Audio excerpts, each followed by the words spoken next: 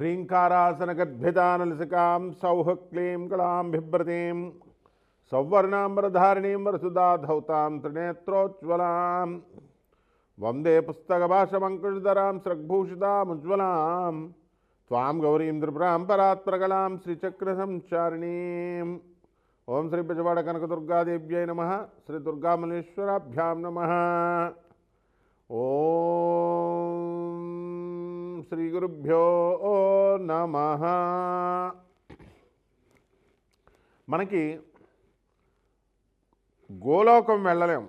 శ్రీకృష్ణ పరమాత్మని రాధాదేవిని అక్కడ మనం చూడలేం. కొన్ని కోట్ల సంవత్సరాల తపస్సు చేసినా సరే గోలోకం వెళ్ళలేం మనం. అలాగే బ్రహ్మలోకం వెళ్ళి బ్రహ్మదేవుని కలవలేం. మరి విష్ణులోకం వెళ్ళి వైకుంఠం వెళ్ళి విష్ణువుని కలవలేం. కైలాసం వెళ్ళి శివుణ్ణి కలవలేం. అందుకని ఇక్కడున్న అమెరికాకి వెళ్ళాలంటేనే బోల్డ్ డబ్బు, బోల్డ్ వ్యవహారం, 24 గంటల విమాన ప్రయాణం. విమానం ఉంది కాబట్టి, విమానం లేకపోతే ఎలా వెళ్తాం? అసలు వెళ్ళలేం కదా. ఆ విధంగా ఈ యొక్క బ్రహ్మ పదార్థాన్ని, అంటే దేవుణ్ణి, ఆ భగవంతుడు గురువు కాబట్టి మనం కలవలేము ఆయన్ని. అందువలన గురు రూపములో ఆయన మనకి భూమి మీదకి శ్రీకృష్ణ పరమాత్మగా అవతరించాడు.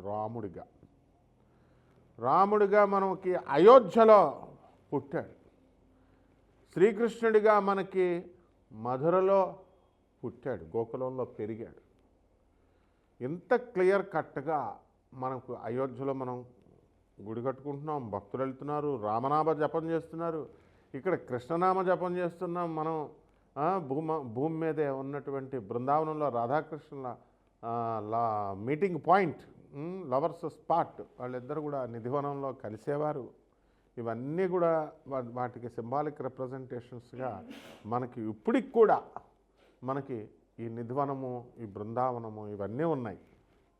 మరి చక్కగా అసలు భగవంతుణ్ణి మనం కలవలేను కాబట్టే ఆయన మన మీద ఎంతో కరుణతో భూలోకానికి వచ్చి రాముడిగా కృష్ణుడిగా మనకి బోధించి, ఇలా మానవుడు ఇలా బ్రతకాలని రాముడిగా చూపించి వెళ్తే మనమేం చేస్తున్నామండి?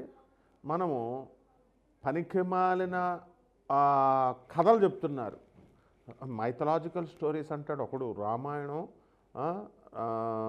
అది కావ్యం ఎవరో రాసేశారు, వాల్మీకి రాశాడు.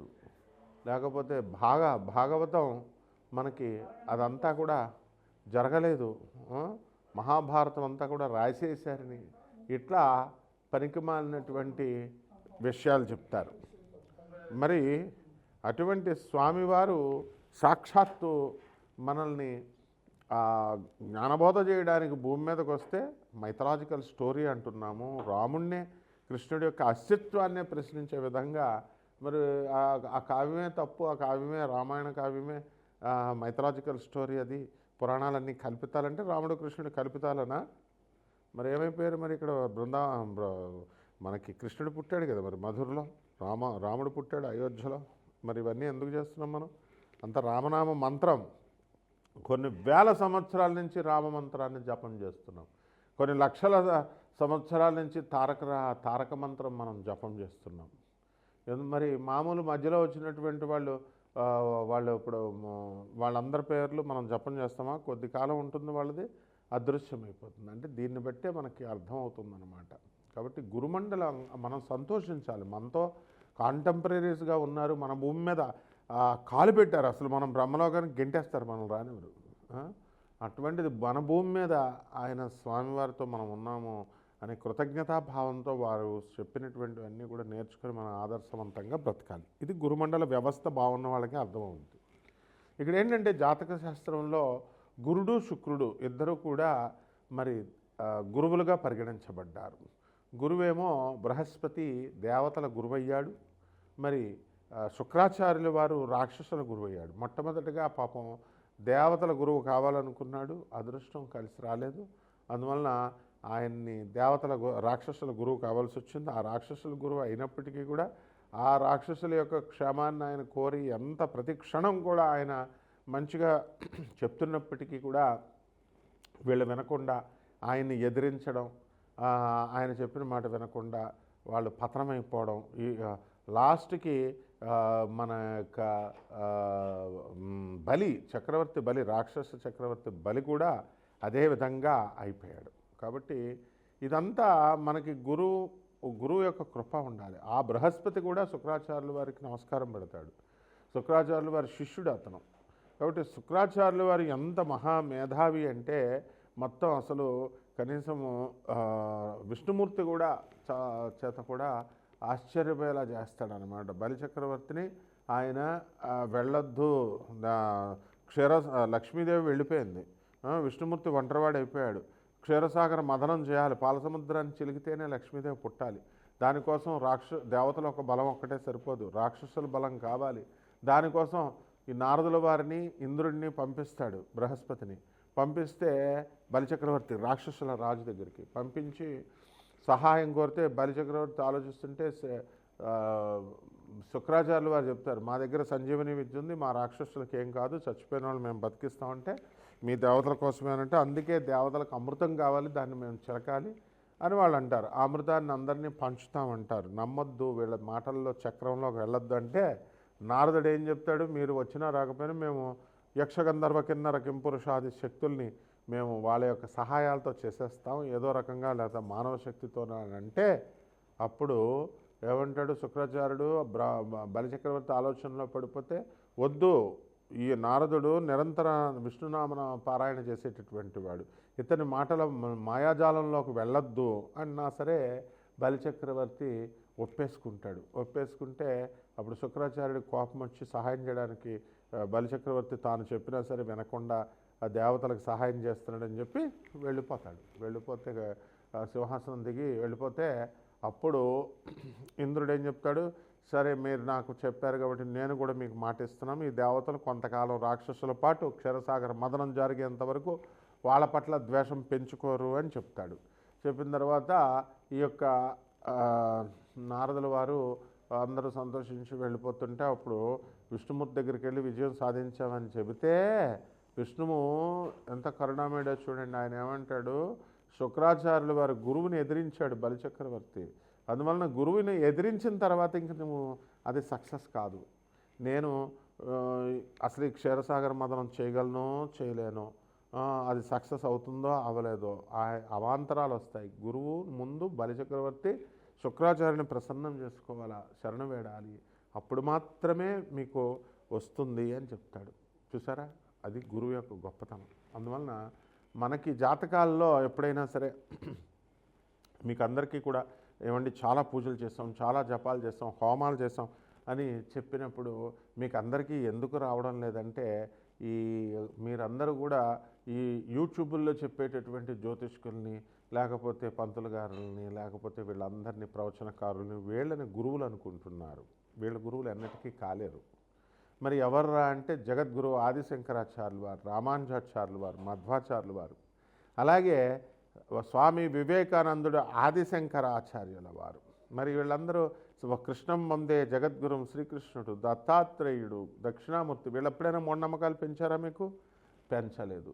ఎప్పుడైనా సరే మిమ్మల్ని ఈ దీపం ఇటు పెట్టండి, దేవుడే పెట్టండి, భక్తుడే పెట్టండి అని చెప్పారా? నైవేద్యాలు ఇన్ని రకాలు పెట్టండి, ఈ ముహూర్తం సూర్యోదయం లోపల అయిపోయేలాగా పూజ చేసేయండి, అప్పుడు మీకు వచ్చేస్తాయి, అసలు పూజ చేసేయండి మీకు అన్నీ కూడా లాభాలు వచ్చేస్తాయి అని ఎప్పుడైనా బోధించారా వాళ్ళు? నీ యొక్క సోల్ గురించే చెప్తారు. నీ ఆత్మ పరమాత్మలో కలవాలి, ఇద్దరికీ కూడా తేడా లేదు. నువ్వే పరమాత్మవి, నిన్ను నువ్వు తెలుసుకో, భగవంతుడిని తెలుసుకో, అంతేగాని భగవంతుని చూడడానికి ప్రయత్నించకు, చూడలేవు అని చెప్పారు. మరి అందువల్లనే ఇవన్నీ కల్పితాలు కాదు, వేదఘోష అంతా కూడా శాశ్వతమైనటువంటిది, స్వయం జనితమైనటువంటిది. కాబట్టి ఇది తెలుసుకున్నప్పుడే మీకు పూజలు ఎన్ని పూజలు చేసినా ఎన్ని నోములు చేసినా సక్సెస్ అవుతాయి. కాబట్టి మీ యొక్క ద్వాదశ రాశుల వారి మీద కూడా ఈ యొక్క గురు యొక్క శుక్రు యొక్క ప్రభావము ఎలా ఉంటుందో మనం చెప్దాం. మరి ఇటువంటి జ్ఞానం కావాలి మీకు, జాతకాల్లో మీకు కలిసి రావట్లేదంటే మీ పర్సనల్ చార్ట్ని చూడాల్సినటువంటి అవసరం ఉంటుంది. కాబట్టి మీ డేట్ ఆఫ్ బర్త్ని, టైంని, ప్లేస్ ఆఫ్ బర్త్ని కూడా మీరందరూ కూడా వాట్సాప్ ద్వారా మాకు పంపించాలి. అంతేగాని ఊరికనే ఫోన్లు చేస్తే ఏమొచ్చేస్తుందమ్మా, ఫోన్లో ఫోన్ నెంబర్లు పోతాయి, మేము చూడలేం. అప్పుడు మాకు ఖాళీ ఉన్నప్పుడు మేము చేయగలుగుతాము. అండ్ నాన్ కమర్షియల్ బేసిస్తో మేము చెప్పడం జరుగుతుంది. కాబట్టి అమెరికన్ టెక్నాలజీ, మోడర్న్ టెక్నాలజీతో నాసా రిపోర్ట్స్తో చూసి, లైవ్ రిపోర్ట్స్తో చూసి ఈ యొక్క ప్రాచీన జ్యోతిష శాస్త్రాన్ని మా ఆధునికమైనటువంటి మోడర్న్ ఆస్ట్రాలజీని రెండింటిని కలిపి బ్లెండ్ చేసి చెప్పడం జరుగుతుంది. కాబట్టి ఈ ద్వాదశ రాశుల వారి మీద ఈ గురు శుక్రుల యొక్క ప్రభావం ఏ విధంగా ఉంటుంది, దానివల్ల మనకి ఏ ఫలితాలు వస్తాయో మనం ఈ 2026 సంవత్సరంలో మనం తెలుసుకుందాం. మేషరాశి, ఈ మేషరాశి వారికి అందరికీ కూడా ఏలినాటి శని జరుగుతుందని మీకు అందరికీ తెలుసు. అయితే ఈ ఏలినాటి శని సమయంలో ఇప్పుడు మనకి ఆదాయాలు కనుక మనం పోల్చుకున్నట్లయితే లాస్ట్ ఇయర్ కంటే కూడా, లాస్ట్ మంత్ కంటే కూడా ఈ వారంలో, ఈ నెలలో ఇప్పుడు ఆదాయాలు కొంచెం తగ్గుతాయి. ఎందువల్లంటే ఈ యొక్క శుక్రుడు మనకి రవి, కుజ, బుధ, శుక్ర గ్రహాలు ధనుసు రాశిలో ఉన్నాయి. మరి జనవరి 14, 2026 సంవత్సరం దాటిన తర్వాత మకర రాశి ప్రవేశం చేస్తున్నాడు. అందువలన ఆదాయాలు సంతృప్తికరంగా మీకు లేకపోయినప్పటికీ కూడా ఖర్చులు అనేటటువంటివి ఉంటాయి. కాబట్టి ప్రతి మనిషికి కూడా ఆ ఖర్చులు అనేటటువంటివి చాలా అధికంగా ఖర్చు చేయడం అనేటటువంటివి జరుగుతాయి.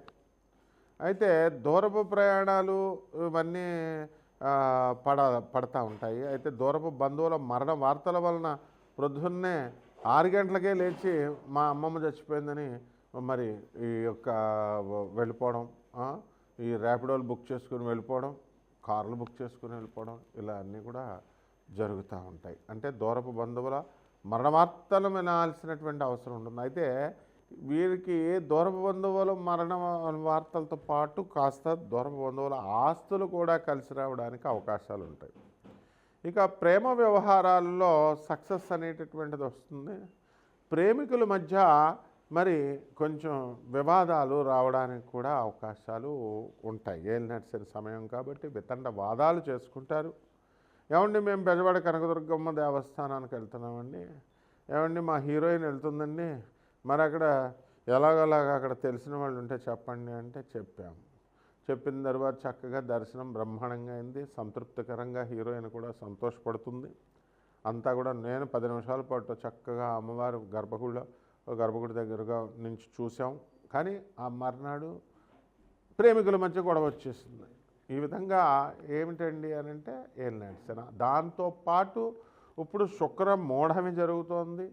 ఫిబ్రవరి 1, 2026 సంవత్సరం వరకు కూడా శుక్రుడు ఫుల్ డౌన్ అయిపోయాడు. కాబట్టి ఆనందాలు లేవు. భార్యాభర్తల మధ్య కాపురాలు చేస్తారు కానీ ఆనందాలు లేవు.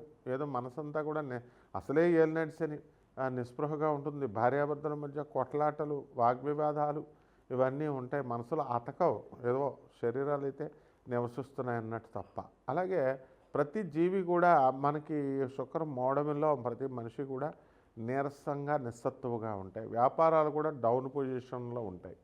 వ్యాపారాలు మనకి ముఖ్యంగా బట్టల వ్యాపారము, హోటళ్ళ వ్యాపారము కొంచెం ఎక్కువ, అమ్మకాలు తక్కువగా ఉంటాయి. అయితే సంక్రాంతి పండగ కాబట్టి మనకి అప్పుడు కొంచెం ఇంక్రీజ్ అవ్వడానికి అవకాశాలు ఉంటాయి.